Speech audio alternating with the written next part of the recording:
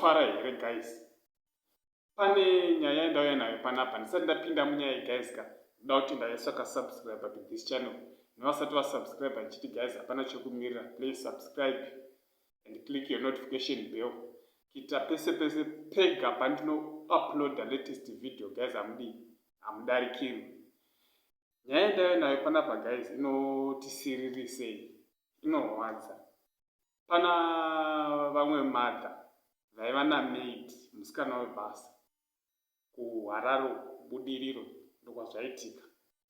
Saka musikana webasa uyu kuda hameno zvakangomubata ndobva atanga kuzongonyoka zvazviya achiita senyoka so. Ati pavhidhiyo yachona zvairatidza kuti musikana ari kudawo help kutobatsirwa chaiko chaiko. Saka musikana akati aizongonyoka kuita senyoka so. Then munhu achitora vhidhiyo achiratidza kuti ari kurwadziwa. Saka zviri kunzi aizongonyoka kuita senyoka.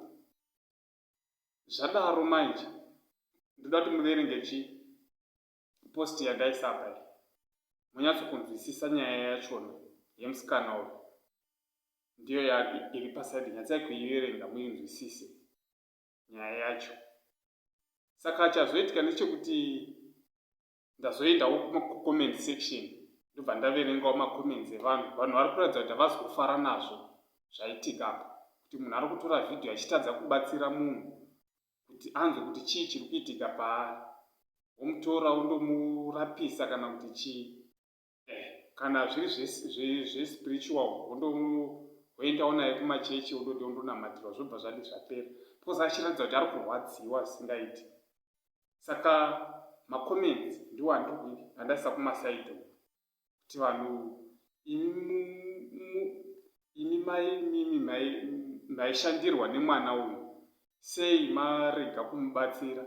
Apa zviri kunzi pavhidhiyo yachona handisi kudi pazvakanyorwa pachona nyaya yachona iyi post yandaisa zviri kunzi maishaataura handisi kuda kutaura zvakawanda because nditori nezvakawanda zvekutaura zviri pamwana weyu, asi ndichazvitaura kana varidzi vemubereki vandibvumira, because vakabva vatofonera varidzi vemubereki kuti chiya mutore mwana wenyu adai.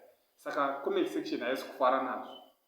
Ndo nyaya yandangoya nayo guys, ndichiti munzwewo kuti zvakamirawo sei, mozvionawo kuti zvakamirawo sei guys, kuti munoionawo sei nyaya yachona iyi.